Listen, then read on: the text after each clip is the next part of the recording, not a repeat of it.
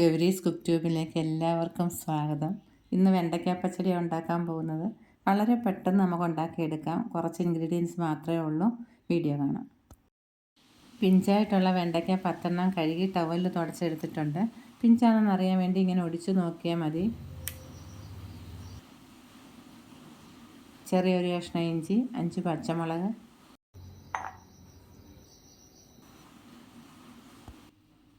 വെണ്ടയ്ക്കയെല്ലാം ഇതേ കനത്തിൽ വേണം അരിയേണ്ടുന്നത്. 1/2 ടീസ്പൂൺ ഉപ്പുപൊടി ചേർത്ത് 10 മിനിറ്റ് നേരം ഒന്ന് പുരട്ടി വയ്ക്കാം. വെണ്ടയ്ക്കയിൽ ഉപ്പ് പിടിക്കാനും സോഫ്റ്റ് ആവാനും വേണ്ടി അങ്ങനെ ചെയ്യുന്നത്.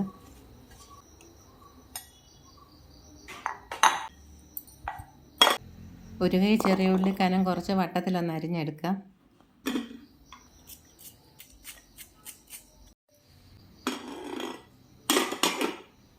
ഇത് നമുക്ക് കടുക് വറക്കാൻ വേണ്ടി മാറ്റി വയ്ക്കാം.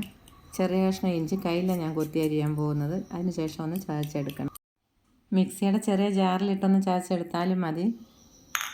പച്ചമുളകും കനം കുറച്ച് വട്ടത്തിൽ അരിഞ്ഞെടുത്തിട്ടുണ്ട്. ചൂടായ പാത്രത്തിലേക്ക് കുറച്ച് വെളിച്ചെണ്ണ ഒഴിച്ച് നന്നായി ചൂടായി കഴിയുമ്പോൾ നമ്മൾ അരിഞ്ഞു വെച്ചിരിക്കുന്ന വെണ്ടയ്ക്ക ചേർക്കാം. ഒരുപാട് എണ്ണ വേണ്ട. വെണ്ടയ്ക്ക പകുതി മുങ്ങിക്കിടക്കുന്ന പോലെ മതിയാവും. വെണ്ടയ്ക്കയൊന്ന് വാടാൻ തുടങ്ങുമ്പോൾ ഇടയ്ക്കിടയ്ക്കൊന്ന് ഇളക്കി കൊടുത്താൽ മതി. ഈ എണ്ണയിൽ കിടന്ന് പകുതി വേഗമാകുമ്പോൾ നമ്മൾ അരിഞ്ഞു വെച്ചിരിക്കുന്ന ചെറിയ ഉള്ളിയും പച്ചമുളകും കൂടെ ചേർത്ത് ചെറിയ ചുവപ്പ് കളർ വരുന്ന വഴി ഒന്ന് വഴറ്റിയെടുക്കണം. വെണ്ടയ്ക്ക പകുതി വെന്തിട്ടുണ്ട്. ഇനി നമ്മൾ അരിഞ്ഞു വെച്ചിരിക്കുന്ന ചുവന്നുള്ളിയും പച്ചമുളകും ചേർത്ത് ഗോൾഡൻ കളർ ആകുന്നത് വരെ വഴറ്റിയെടുക്കണം. മീഡിയം ഫ്ലെയിമിലാണ് വെച്ചിട്ടുള്ളത്. ഇടയ്ക്കിടയ്ക്കൊന്ന് ഇളക്കി കൊടുത്താൽ മതി. കുറച്ച് കറിവേപ്പില ചേർക്കാം.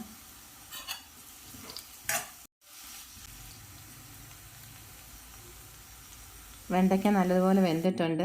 ഉള്ളിക്കൊരു ഗോൾഡൻ കളർ ആയിട്ടുണ്ട്. ഇനി തീ ഓഫ് ചെയ്യാം.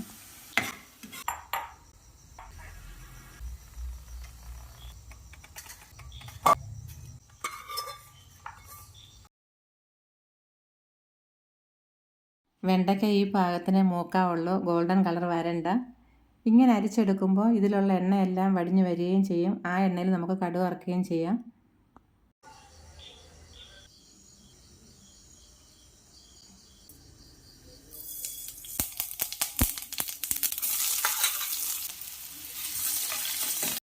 രണ്ട് വറ്റൽമുളക് മുറിച്ചതും ചതച്ച് വെച്ചിരിക്കുന്ന ഇഞ്ചിയും കൂടെ ചേർത്ത് വഴറ്റിയെടുക്കാം.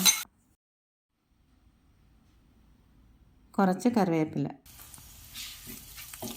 ഇനി തീ ഓഫ് ചെയ്യാം. വറുത്ത് വെച്ചിരിക്കുന്നത് നന്നായിട്ട് തണുത്ത ശേഷം മാത്രമേ തൈര് ഒഴിക്കാവൂ.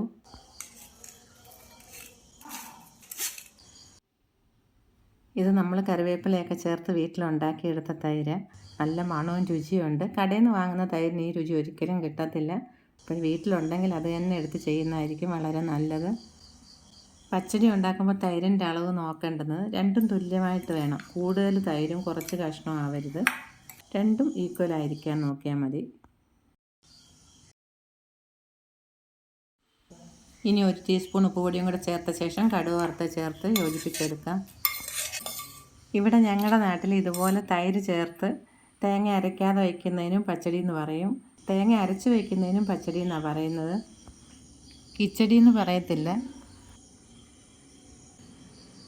ഇലയിൽ ഒഴിക്കുമ്പോൾ ഇത് ഒഴുകി പോകരുത്. ആ ഒരു പദത്തിൽ വേണം പച്ചടി ഉണ്ടാക്കേണ്ടത്. എല്ലാവരുടെ അഭിപ്രായങ്ങൾ അറിയിക്കണം. വീണ്ടും കാണാം. നന്ദി, നമസ്കാരം.